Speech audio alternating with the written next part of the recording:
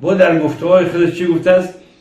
بچه بعضی عالما، بعضی دانشمندا، بعضی روحانی ها قرقیزا را دشمن گفته استن، نه که قرقیزا ما را دشمن نگفته. این گپ های ای سوسته، ای بهتان، ای دروغ، بیرون یگان چیز دیگه ندارن، همش دروغ های، همه همین گپ ها هیچ حقیقتی ندارن.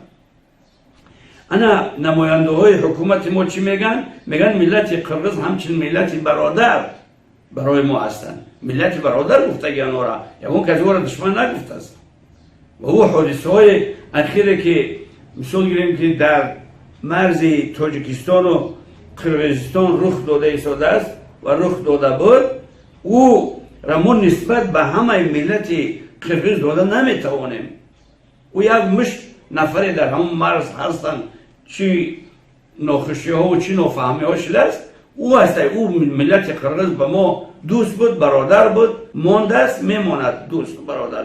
هیچ وقت یگان مثلا ما با نسبت او حکومت و ملت یگان گپ نزده است.